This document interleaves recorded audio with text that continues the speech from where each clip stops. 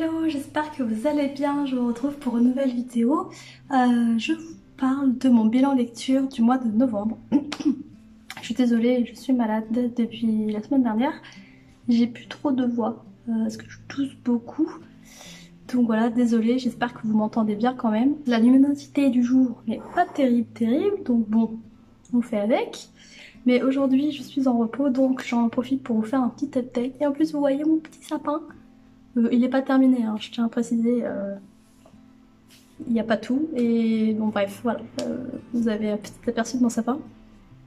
Bref, je voulais vous faire un update, donc le bilan du mois de novembre, pour vous parler des lectures que j'ai eues au mois de novembre, vous donner mon avis dessus, vous montrer les livres que j'ai achetés, reçus ce mois de novembre, et aussi voilà, faire un petit comptage de où en est ma pile à lire. Je sais déjà plus ou moins dans quel état elle va être, je vous dirai le chiffre en fin de vidéo. Donc sans plus tarder, je vous présente les lectures que j'ai faites en novembre. Il n'y en a pas eu beaucoup, mais c'était que des pavés. Donc le premier livre que j'ai lu au mois de novembre, c'est Queen of Shadows de Sarah Chimas, donc le tome 4 de la saga Throne of Glass.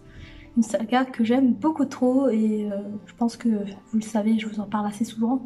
D'ailleurs, pendant que j'y suis, je vous mets le petit i ici parce que j'organise un concours sur la chaîne pour vous remercier de me suivre et de déjà être plus de 300, donc merci encore. Et dans cette vidéo, je vous fais gagner le tome 1 en français, voilà, parce que je sais que tout le monde ne lit pas en anglais et que cette saga, ça fait tellement longtemps que... Enfin, je me dis, ce serait tellement chouette que la Martinière Jeunesse reprenne cette saga. Je suis tellement contente qu'il l'ait fait, et voilà, donc j'avais très envie de vous faire profiter de ce livre en français, sachant que je pense que les lecteurs français ont attendu ça pendant un moment. Vous pouvez participer jusqu'au 20 décembre. Queen of Shadows, ce tome, en fait, c'est mon préféré, donc c'est le tome 4. Évidemment, il s'est passé plein de trucs dans les tomes précédents, mais dans ce tome-là, on a quand même une satisfaction de se dire qu'il y a des choses qu'on attendait depuis un moment qui se réalisent. Pas toujours de la façon dont on avait envie ou comment on l'avait imaginé, mais il se passe des choses voilà, qu'on attend depuis un bout de temps, et ça c'était cool. Donc j'ai vraiment très apprécié cette lecture, sachant qu'en plus, en fait elle est séparée en deux parties. La première partie fait à peu près la moitié. Il se passait quand même des trucs dans la première partie, donc j'étais contente, mais alors la deuxième partie, mon dieu, explosion de trucs, il s'est passé plein de choses. Il y a eu des révélations, on a retrouvé des personnages, il y a des personnages qui se sont rencontrés, etc., retrouvés. Bref, on a eu des sensations montagnes russes, j'étais choquée, j'y croyais pas, je me suis dit oh mon dieu c'est pas possible, je tourne la page, après j'étais genre quoi. Bref, ce livre c'était génial, waouh, j'étais vraiment scotchée quoi, j'ai adoré ma lecture. J'étais tellement contente de m'être lancée dans ce tome 4, tellement contente de m'être lancée dans cette lecture là, et en plus c'était avec Émilie, du compte Instagram Amy Bookworm. Je vous mets toujours son compte dans la barre d'infos. Et donc on a fait une lecture ensemble et on était vraiment synchro pour une fois. En général on est assez en décalé et au final on se retrouve à le lire à une semaine d'écart ou quoi, enfin bref. Et là on était quasiment tout le temps à la même page. Surtout dans la deuxième partie et plus particulièrement à la fin, on était synchro, on s'arrêtait aux mêmes endroits, etc., au même chapitre. Du coup, on s'envoyait des SMS en mode mais t'as vu, what the fuck, t'as vu telle page et tout, c'est un peu de dingue. Le tome 6 faisait combien de pages? Des 630 pages. Donc je crois que je lui ai mis 5 sur 5 à Goodreads parce que vraiment c'était mon tome préféré. Après, j'ai redécouvert Nice House de Leigh Bardugo. Si vous n'avez pas vu ma vidéo vlog sur Nice House, que je vous mets dans le petit i, et bien j'avais déjà tenté de lire ce livre à sa sortie en VO et impossible de rentrer dedans. J'avais lu 150 pages mais j'avais l'impression que chaque ligne, chaque mot, et c'était la torture. J'arrivais pas à avancer, j'arrivais pas à rentrer dans l'histoire, j'avais l'impression que c'était écrit en chinois. Je sais pas pourquoi je mettais 2 heures à lire 2 pages en fait, c'était très bizarre et j'ai fait vraiment un gros blocage sur ce livre.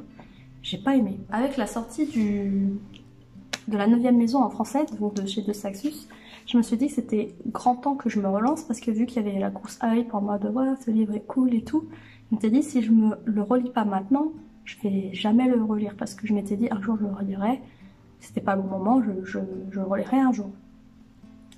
Donc j'avais demandé à De Saxus en fait en français parce que je m'étais dit l'anglais ça passait pas.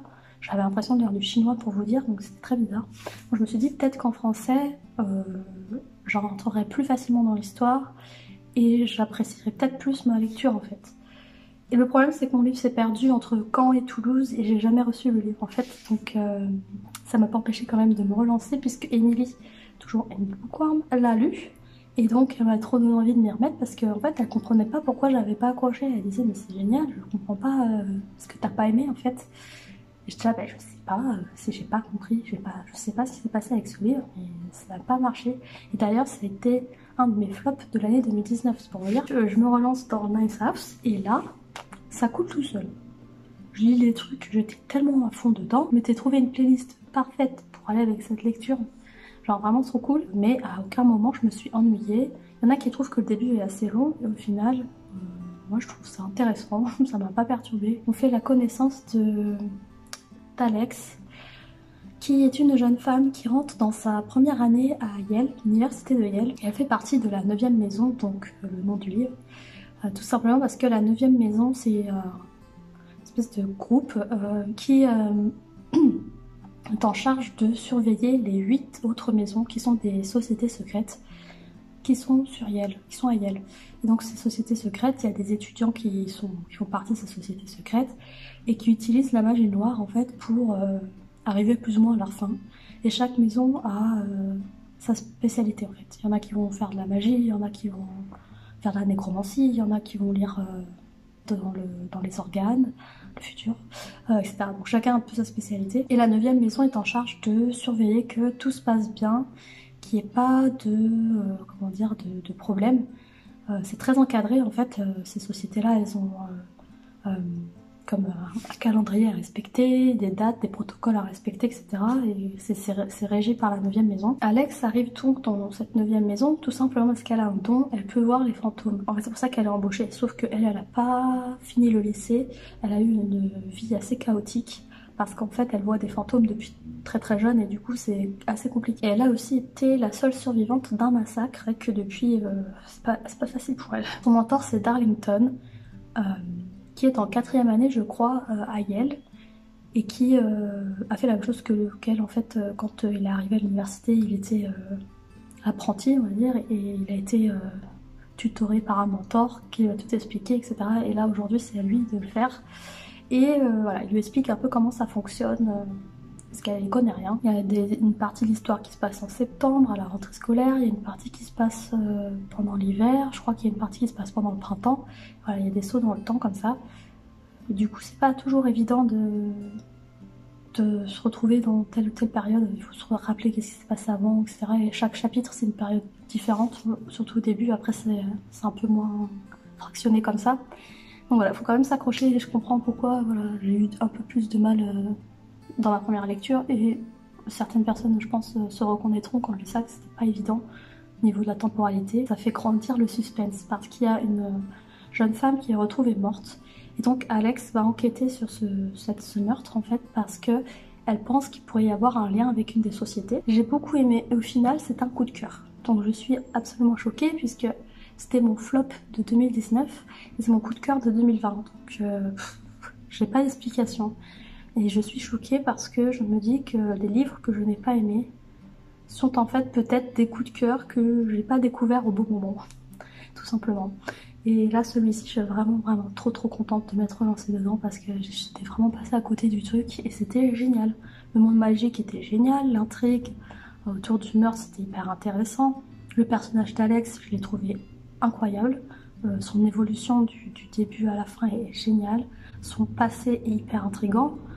On a pas mal de réponses aux questions qu'on se pose donc c'est cool. Et il y a une ouverture sur le tome 2 que j'ai hâte de voir. Voilà, que j'ai hâte de découvrir et j'ai beaucoup trop hâte de lire la suite. D'ailleurs ce livre là il faisait 450 pages. Et le dernier livre que j'ai lu, oh d'ailleurs je l'ai un petit peu abîmé, bravo Camille. Le dernier livre que j'ai lu ce mois de novembre, c'est Nevernight, le tome 1, N'oublie jamais de J. Christophe, publié chez De Saxus, que j'ai reçu en service presse le mois d'avant. Et celui-ci fait combien de pages? Il fait 750 pages, donc voilà, je vous ai pas menti, c'était quand même des sacrés bricasses. J'ai beaucoup aimé ce livre, mais j'aurais pu l'apprécier encore plus s'il n'y avait pas eu la particularité de l'auteur. En fait, l'auteur a essayé d'être original en incluant des notes de bas de page qui peuvent parfois prendre la moitié de la page pour expliquer un petit peu le contexte historique, un peu comme une encyclopédie avec des explications sur son univers et tout. Il y avait aussi des notes de bas de page juste pour faire un petit commentaire, un petit trait d'humour. Sauf que pour moi, l'humour de J. Christophe, ça m'a pas trop plu. En fait, parce que c'était un humour beauf. Moi je trouve que ça faisait beauf. Désolée, j'arrête pas de tousser, du coup je suis obligée de couper. Donc je parle, j'ai les yeux un peu rouges là du coup. Désolée, j'ai des quintes de tout, ça me fait pleurer. Bon bref, qu'est-ce que je disais? Oui, donc Nevernight, oui. Ce qui m'a gênée, c'est l'humour un peu beauf de l'auteur. Et encore une fois, bon, je vous mets dans le i mon vlog lecture. En fait, je l'ai fait en deux parties parce que c'est quand même une brique. Je sais pas si c'est le narrateur ou si c'est l'auteur. Est-ce que c'est vraiment l'auteur qu'on découvre à travers ses notes ou est-ce que c'est un narrateur qui l'a imaginé? Je trouvais pas ça très fin. C'est un peu gras, c'est des blagues un peu nulles, quoi. Enfin, bof. Une petite réflexion un peu bof, quoi. Bof et beauf. Donc les notes de bas de page, je vous avoue, je les ai pas lues. Je les ai pas toutes lues en tout cas, on va dire ça comme ça. Et j'ai trouvé que c'était pas nécessaire à l'intrigue en fait. Et il avait envie de faire un truc original et tout pour changer, ok, pas de souci. Mais moi je trouvais que c'était... Pas limite, ça a nuit à son récit parce que pour moi ça m'a déconcentré plus qu'autre chose. J'aurais peut-être apprécié plus sans.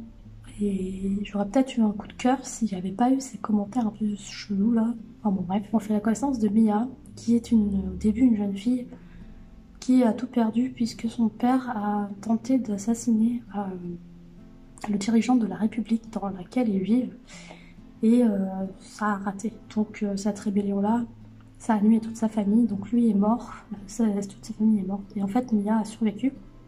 Et depuis, elle cherche à se venger. Et elle a été retrouvée dans la rue par quelqu'un qui l'a formée pour qu'elle devienne assassineuse. Le but étant de la faire rentrer dans l'école de l'Église Rouge, qui est top secrète évidemment, puisqu'elle agit contre la République, qui forme des assassins. Et c'est une école qui est quand même assez rude, puisqu'à la fin il en reste plus que quelques-uns. Au début ils sont je sais pas combien et à la fin il doit en rester 4 ou un truc comme ça. J'ai quand même beaucoup aimé parce qu'elle a un pouvoir en fait, on voit un petit peu là les ombres et tout avec le chat.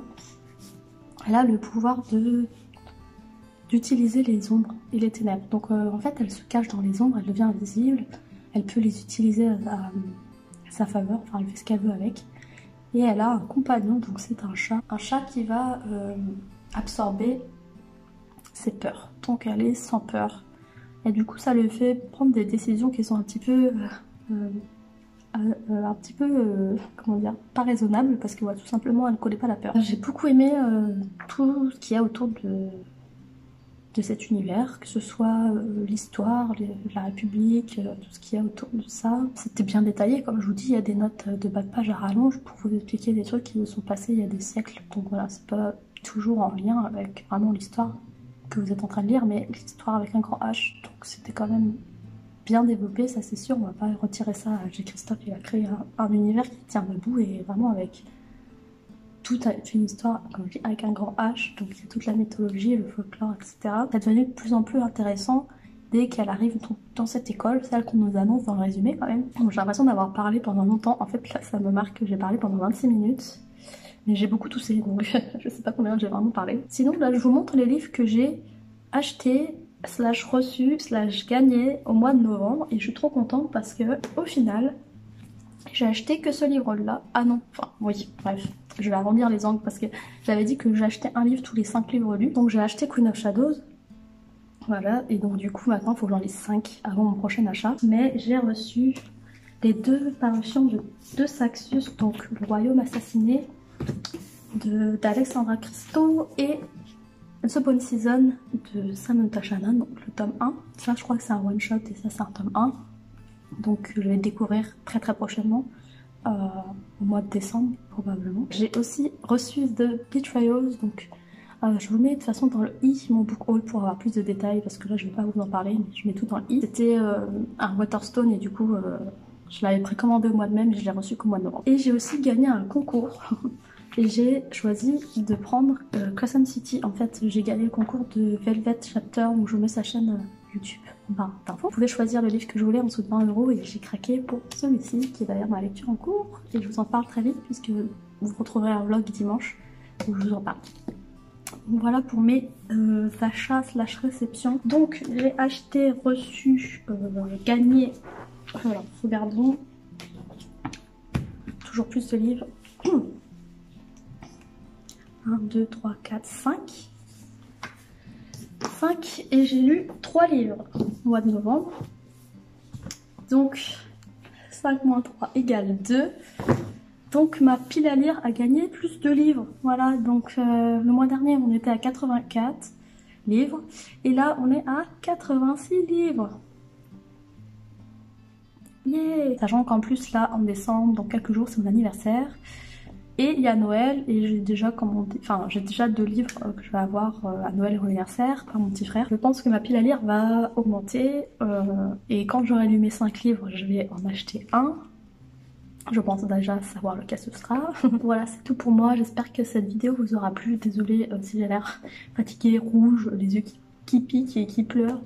Voilà, et la voix un petit peu qui part en cacahuète. En tout cas, je vous retrouve dimanche pour le vlog du coup. Ça fait un moment que j'en ai pas fait parce que j'ai pas pu beaucoup lire et j'ai pas beaucoup de jours de congé où Clem n'est pas derrière à travailler donc je peux pas filmer. Je vous dis à dimanche. Bye!